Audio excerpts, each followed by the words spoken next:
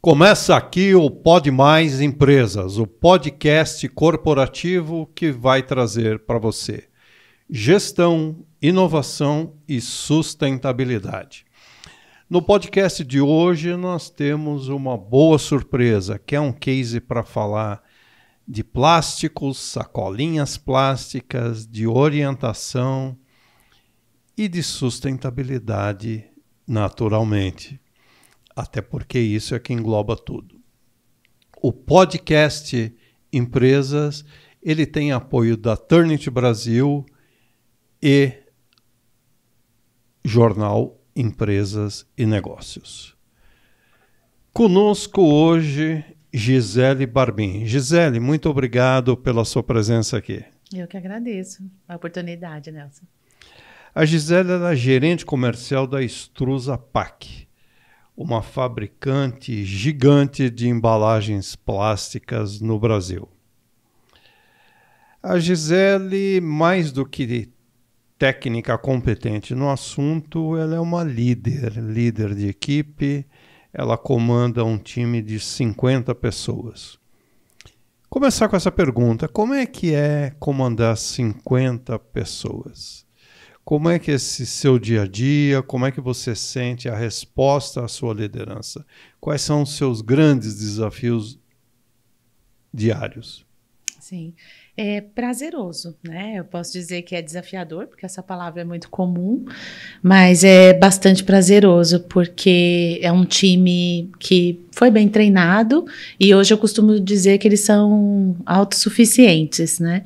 Então, é uma questão de ter alguns profissionais mais novos, outros mais experientes, né? Eu tenho até representantes com 70 anos, que tem muita bagagem, então eu aprendo muito com cada um deles, cada um no seu perfil, cada um na sua maneira, até por conta da região.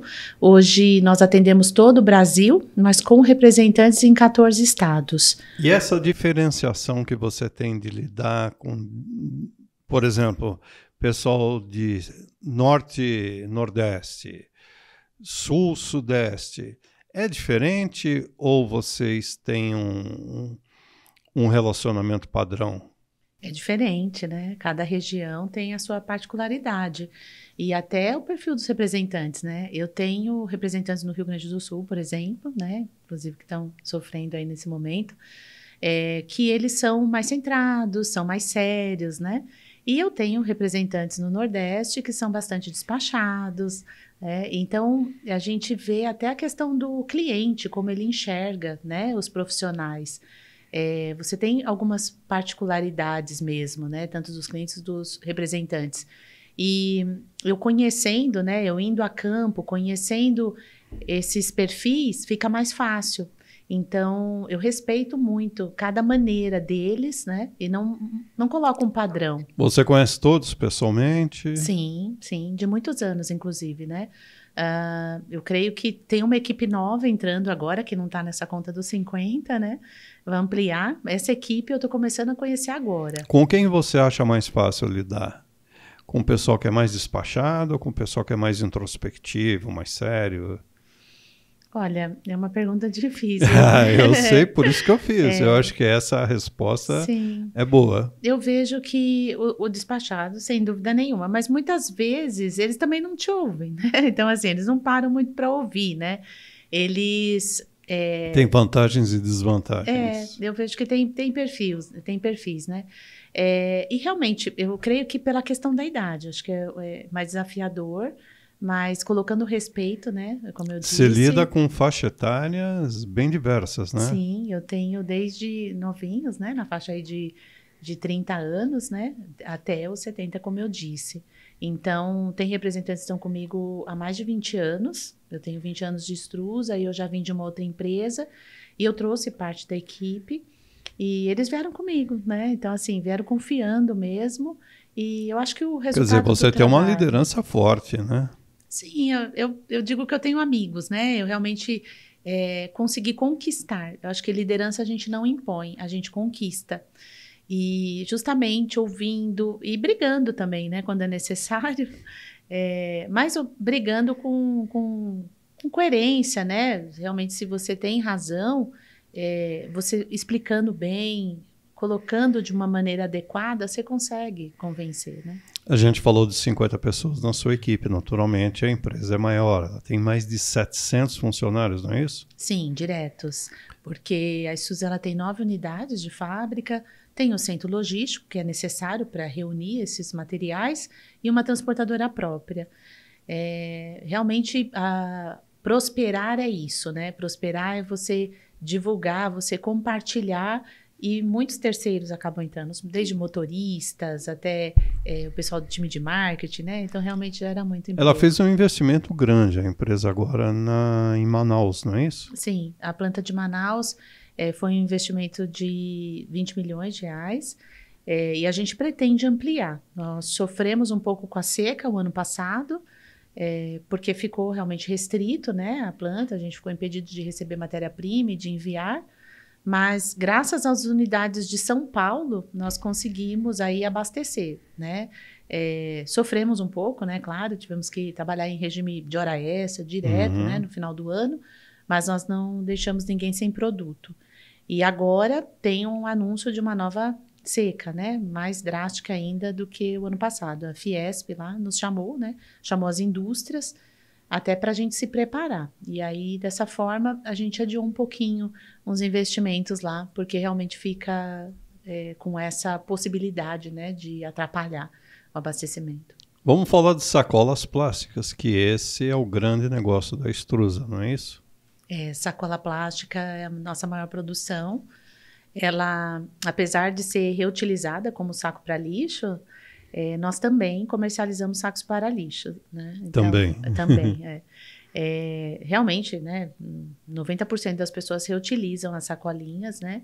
E essa é a finalidade mesmo. Por isso que a gente preza muito pela qualidade, de fazer uma sacola mais grossa, mais resistente, que é para você conseguir reutilizar ela, né, sem problemas. Qual é a capacidade de produção da Extrusa Pak?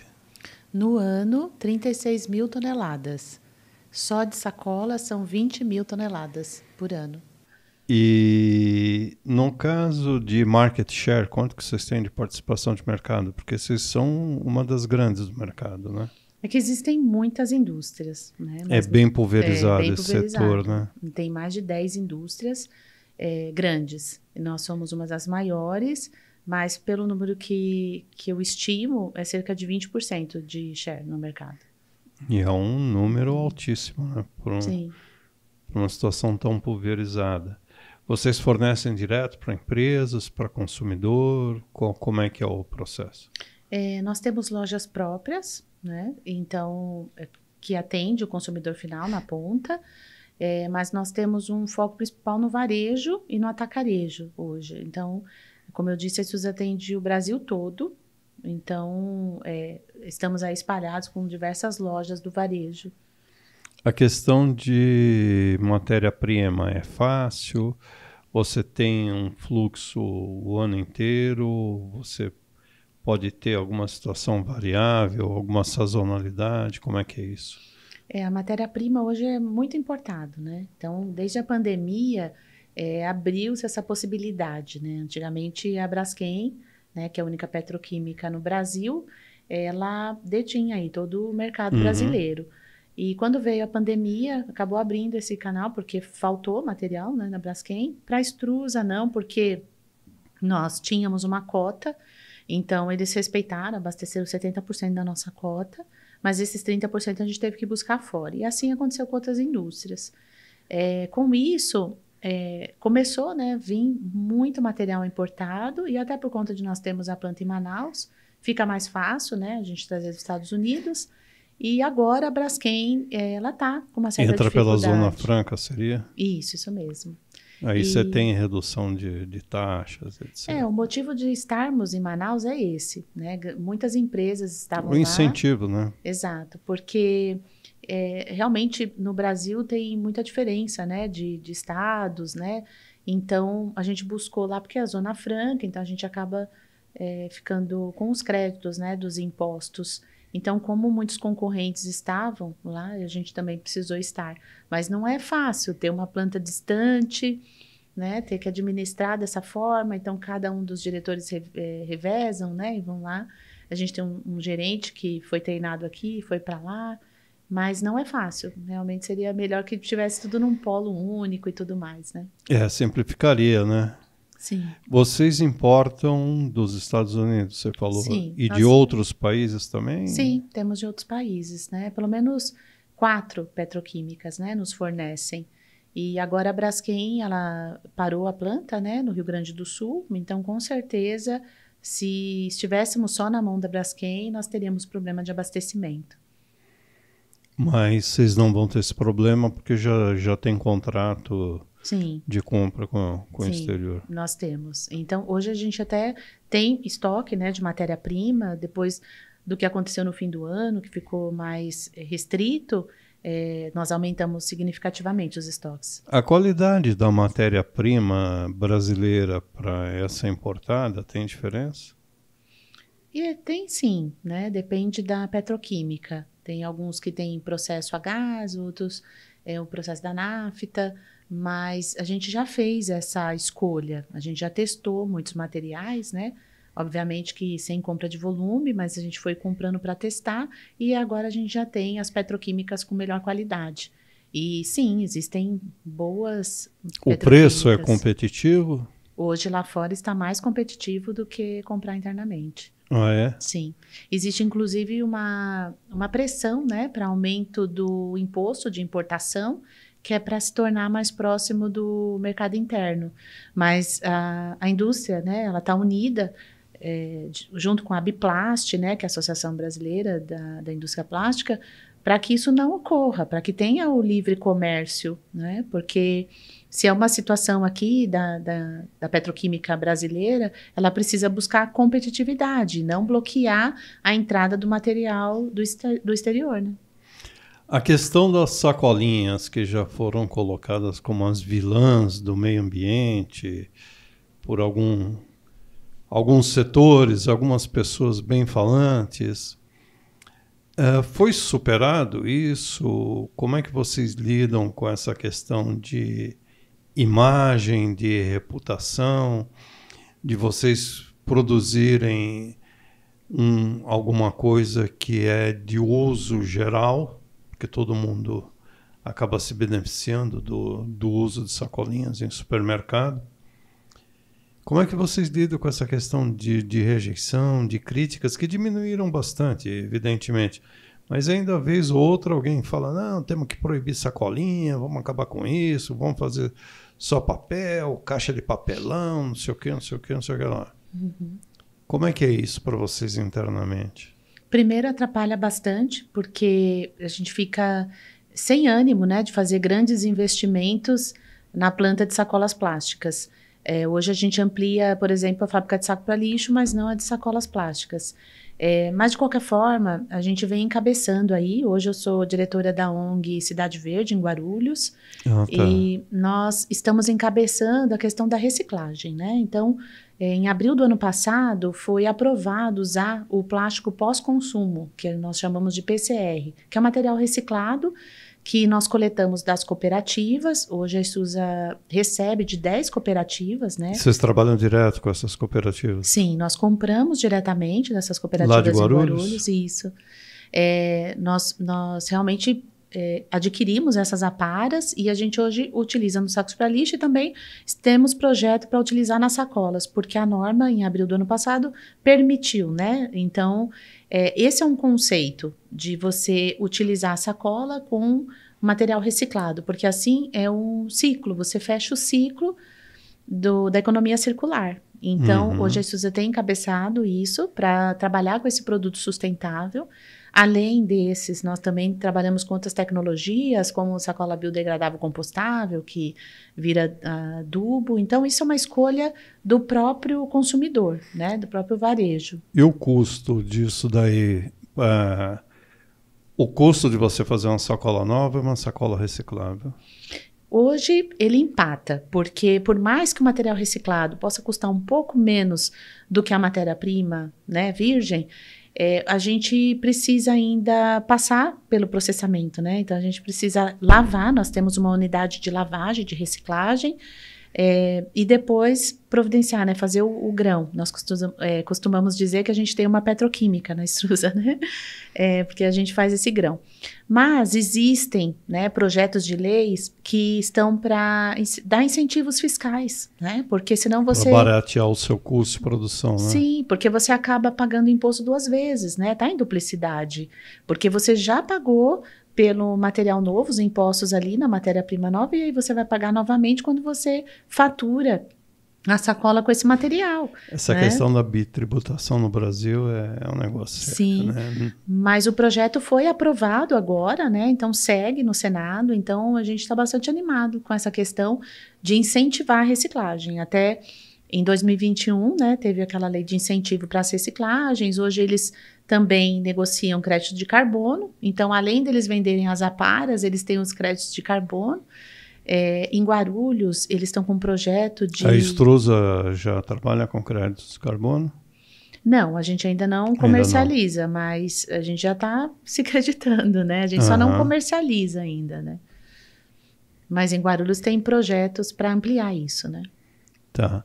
E me fala um pouco sobre a sacola biodegradável. Nós temos 2 tipos, né? Que chamam sacola biodegradável. Nós temos as sacolas que são aditivadas, é o plástico comum, recebe um aditivo, né? Biodegradável, né? No caso, que oxida, né? O produto ali, por isso que é chamado de oxibiodegradável. E ela se desmancha em quanto tempo? Até 24 meses. Em 24 meses. Isso. Tá. E os fornecedores que nós adquirimos... E a sacolinha adquirimos... tradicional é aquela que dura... É mais tempo. Ela precisa ser reciclada. Ela não foi feita para ir para o aterro sanitário, nada disso. Então, a gente defende que a sacola ela tem que ser para o lixo reciclável, porque assim ela vai para as cooperativas até como um meio de transporte, né? E aí ela não é feita para se decompor, né? Ela é para se reciclar. Voltando mesmo. ao biodegradável. Então tem esse aditivo, né, que se coloca nesse material e a gente compra de fornecedores que apresentam laudos que não vai ter toxicidade, né, pro solo, mas tem aquela biodegradável compostável que ela vem já da fonte renovável, né, ela já vem do alimento e aí ela se decompõe até 180 dias numa situação de compostagem. Até 180 dias. E Sim. ela é feita do que exatamente? Amido de milho, fécula de mandioca, né? Então tem várias vezes a gente vê aí, né, alguns posts que fala da casca de banana. Então realmente é desse resíduo, né, que eles transformam aí em adubo orgânico. Vocês já trabalham com esse tipo? Sim, não? Nós recebemos Também. até um prêmio em 2012 por desenvolver a sacola biodegradável compostável. Então, já faz tempo já que a gente desenvolveu essa tecnologia.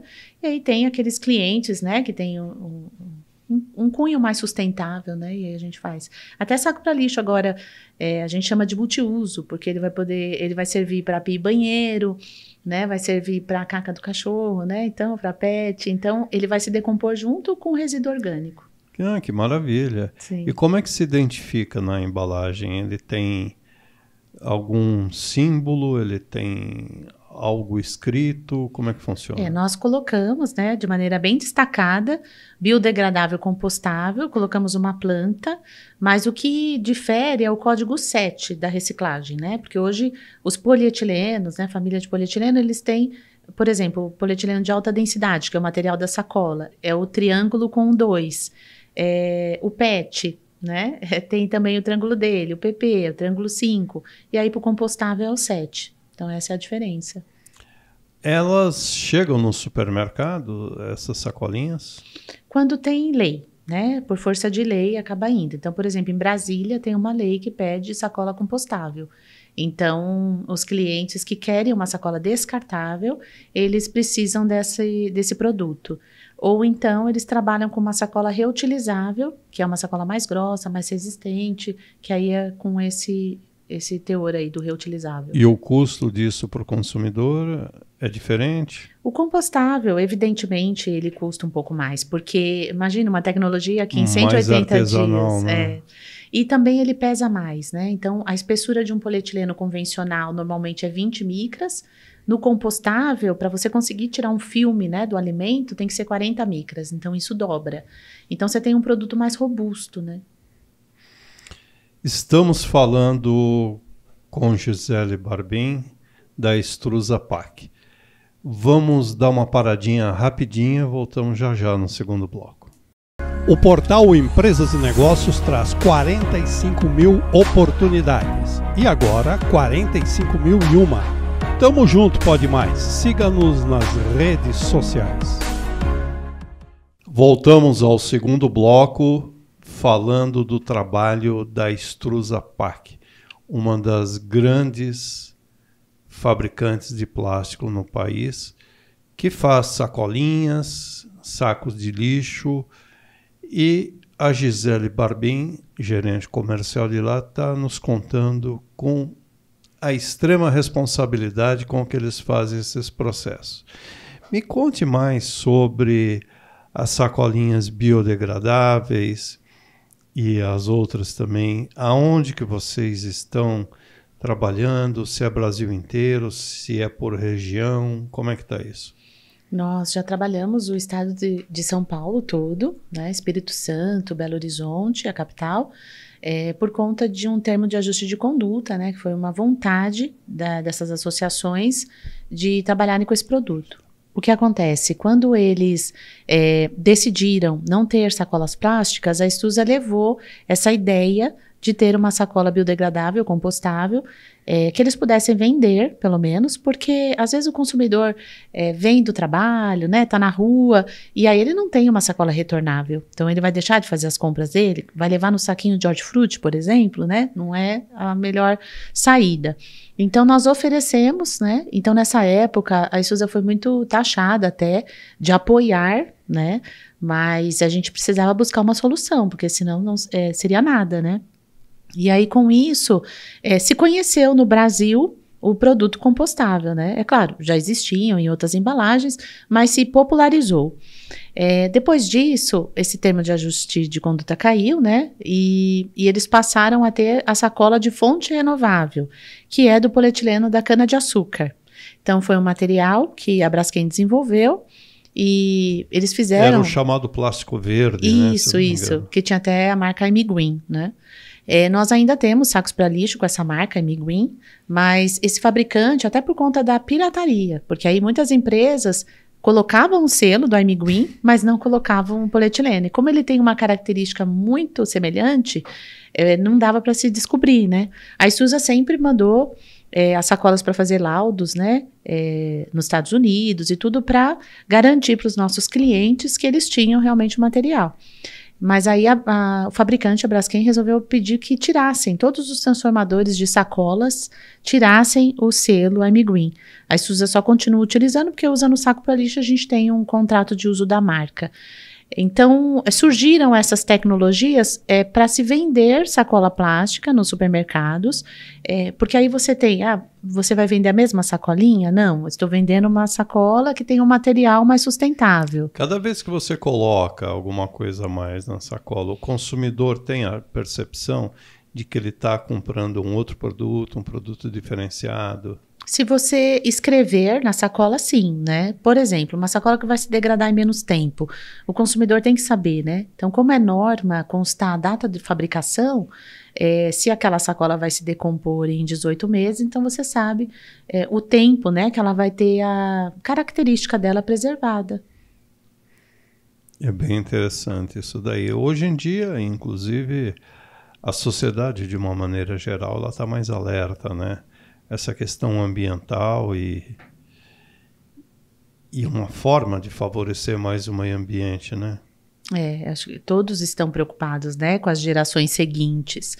É claro que o descarte incorreto é o que mais atrapalha, né? Então, aí eu dou um recado para a população, né? Para separar o seu lixo, né? Normalmente tem coleta seletiva. Se você começar a separar o lixo, vai motivar o poder público de investir nessa separação, em passar o caminhão, né?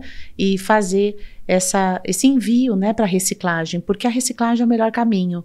Você gera renda, né? Você move o social, porque você emprega as pessoas e você ainda faz essa recolha de tudo que está aí no meio ambiente. Porque hoje os catadores, eles vão recolher mais plástico. Antes eles só recolhiam a latinha de alumínio porque tinha um valor. E hoje eles vão ser motivados a recolher mais plástico por conta da norma que permite a gente utilizar o PCR, né? Então isso vai trazer um maior comércio para eles. Quer dizer, fica bom para todo mundo, né? Exato. Fica bom para o meio ambiente, para o país, que gera uma outra ponta na economia, né? É a verdadeira economia circular.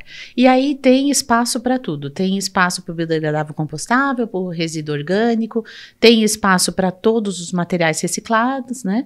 Recicláveis, então tem espaço para todos. Qual é o futuro do plástico na aplicação de sacolas, sacos de lixo?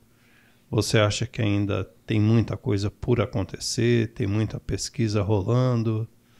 Eu creio que o futuro é o reciclado. Realmente não cabe você mandar um material novo, né, de repente, para um aterro, mas para você reciclar, né, cabe sim.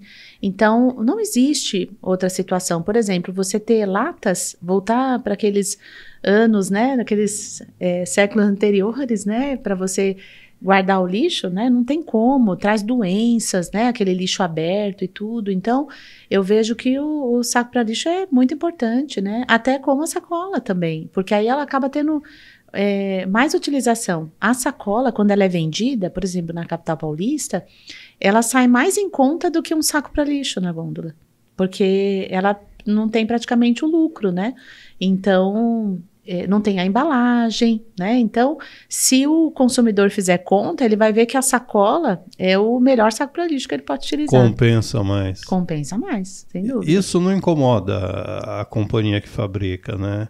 A sacolinha que eu vendo para transporte, ela é usada para lixo, no fim. Eu penso que seria uma boa solução. Não é nenhum demérito. Não, muito pelo contrário, né? Porque você está ajudando, né, na economia e também na separação do lixo, entregando uma sacola plástica, mesmo que gratuitamente, mas com responsabilidade, né? O que a Isusa defende, como eu disse, é uma sacola mais grossa, mais resistente, porque senão você tem que pôr duas, aí tem o desperdício. Né? Então, para você carregar um determinado peso, precisa que a sacola suporte, porque aí depois você vai conseguir chegar com a sacola intacta, né, na sua residência e poder reutilizar, porque não adianta você chegar com a sacola rasgada. Então, a Isusa, ela defende utilizar matéria-prima polietileno.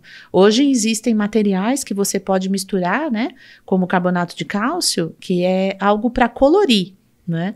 Ela não foi feita para dar resistência. Então, são aditivos que você coloca para diminuir custo, mas que você acaba piorando o produto e aí acaba usando mais, né? Me diga uma coisa, como é que são as políticas sustentáveis dentro da Estrusapac? O que vocês fazem lá dentro? São fortes, eu posso dizer, porque desde 2012, quando a gente entrou com a sacola compostável, a Isusa, ela foi taxada mesmo de empresa sustentável, né, nesse segmento plástico. E assim, hoje nós fazemos questão de utilizar tinta à base d'água na impressão das sacolas, porque isso, além de ser, né, ecologicamente correto, isso também trouxe uma economia para a Estrusa, porque quando você trabalha com solvente, né, na indústria, você paga a insalubridade para o funcionário. E isso hoje a gente já não tem mais essa necessidade, né? Ele não está ali inalando, né, o solvente. Era um risco para o empregado e um custo para a empresa, as duas coisas, né? E até risco de incêndio mesmo, né? É claro que a gente ainda tem, né? O plástico é muito inflamável, mas o solvente é muito mais, né? Então, a tinta, a base de solvente é muito mais. Então, nós fomos os primeiros, né? Então, o gerente industrial William, que é um químico, ele fez esse desenvolvimento porque não é fácil, né? Porque a sacola tem contato com congelado, né? Com molhado, e aí, no começo, né? É claro que a gente teve os testes lá e saía a tinta, né? Na calça, né? Mas hoje não, hoje está muito bem fixado.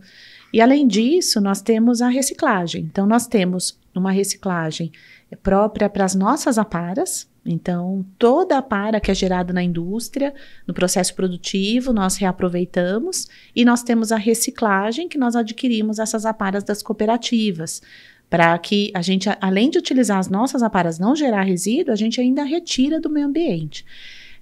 A Estrusa tem algumas ações, nós adotamos uma mascote, que é a Marina, ela é uma tartaruga, né? E ela está em todos os eventos, saiu até em merchandise, na televisão. E aí nós levamos ela em algumas escolas e até em parques para a gente fazer essa educação da criança, porque a gente entende que a criança, ela vai sim advertir o adulto que jogar um lixo pela janela, né, que fizer alguma coisa aí que não está. Essa Marina, tartaruga, não tem nenhuma conotação política, né? Não, não, mas ela tem uma conotação que foi quando aquela tartaruga foi mostrado com um canudo na narina. Então, o que nós quisemos, né, utilizar? Porque aí é defendendo, né, os animais, reciclando, não descartando de forma incorreta. Então, de forma irresponsável, exatamente. Né? Então, hoje nós temos até uma escola de reciclagem, lá na unidade, né, onde nós temos, para que as crianças possam ir visitar. Qual unidade que é? É de Guarulhos mesmo. Guarulhos. Que é a nossa maior unidade. Ela tem a fábrica de sacolas e tem a reciclagem, uma do lado da outra. Então, as crianças podem ver como é a reciclagem, elas veem lá as aparas, né, do lixo doméstico, tudo que veio da casa, né, da residência delas, como é o processo para reciclar, para fazer o grão, e depois como que o produto fica, né, com esse grão utilizado. Então, a gente dá essas palestras, né, na nossa escola ali, né, uma sala que a gente montou. Vocês convidam escolas para participar, é Sim, isso? nós convidamos. E nós também vamos até algumas escolas, né? A Estrusa tem algumas ações sociais, enfim, de Dia das Crianças, de Natal, né? Então, mas a gente não quer só levar o presente, a gente quer passar alguma mensagem, né? Levar conscientização, né? Exatamente. Então, a gente... E as crianças aceitam bem? Sim, e elas conhecem, viu? Assim, a gente faz as perguntas das cores, né? Como é a separação de lixo, e tem criança muito antenada. Eu vejo que as escolas estão abordando bem o assunto, né? A gente está numa fase boa de maturidade, né? Sim. Evoluindo, apesar de alguns percalços ainda, temos evoluído bastante nessa questão ambiental, né? Sim. Desses programas que você falou que a Estrusa faz, tem algum que você acha recomendável que outras empresas também façam? Ah, sim. Principalmente reutilizar as aparas, né? Também a logística reversa, sempre que possível. A Estrusa teve alguns projetos com alguns varejos, né, da gente recolher sacolas usadas para fazer novo produto, né? Então, nós temos aí alguns projetos já, né, que encabeçamos para fazer até aquele tubete da bobina do hortifruti, ele é reciclado, ele foi feito com sacolas de ráfia que nós recolhemos numa ação de supermercado, né? Quer dizer, o trabalho de vocês é grande, né? Sim, parece até que não dá volume, né, assim, em termos, mas a gente tem investido para crescer e seria muito bom que as outras indústrias também seguissem isso, porque aí se cada indústria fizer o seu papel, vai ficar muito mais fácil. E essa união, né, do poder público com a iniciativa privada realmente resulta, né, numa ação para o meio ambiente, né? Legal. Vocês têm certificações, eu imagino, né? Várias. Você pode citar algumas para a gente? Nós temos ISO 9001, que coloca todos esses processos, né?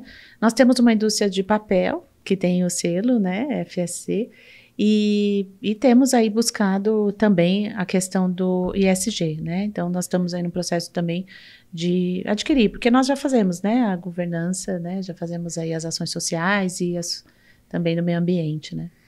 Vocês têm foco no meio ambiente. Sim. Vocês precisam melhorar o social, criar novos programas, dar uma turbinada na governança para botar uma política ESG, é isso? Sim, internamente, porque não basta você dizer que é sustentável, né? Então, você realmente precisa apresentar, né, os caminhos, apresentar por que você se intitula, né? Então, de maneira muito responsável, para você ter um selo, né, para você ter uma certificação, essas empresas exigem, não é simples, né? Então, são processos burocráticos, digamos, né? A propósito, a gente lê muita coisa sobre o tal do greenwashing, né? O chamado, para inglês ver. Como é que é no setor em que você atua? Tem muito disso? Como eu citei aqui, né, a pirataria, né, por exemplo, de você escrever, porque o plástico ele aceita tudo que você imprime nele, né? Mas assim, É simples de imprimir, né? mas o conteúdo é mais difícil de você identificar. Você precisa mandar realmente para laboratórios para testar. Então, isso é algo que me chateia bastante, porque isso tira toda a credibilidade, né, da indústria. Então, E acaba afetando quem faz o serviço direito, né? isso mesmo. Então, isso é muito ruim. E também alguns títulos, né, de produtos para chamar atenção que não tem essa prova, né, não demonstra.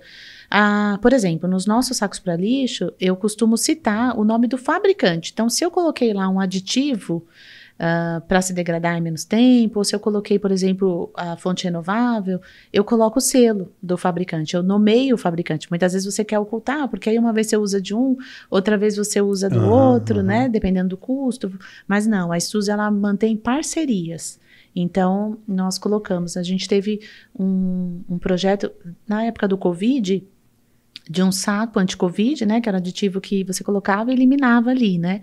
E nós fizemos até o envelopamento de toda a frota de ônibus da cidade de Guarulhos, né? Porque todo mundo dizia que os restaurantes estavam fechados, né? As lojas estavam fechadas, mas os ônibus estavam cheios. Então, a gente quis fazer algo para proteger a população ali, né?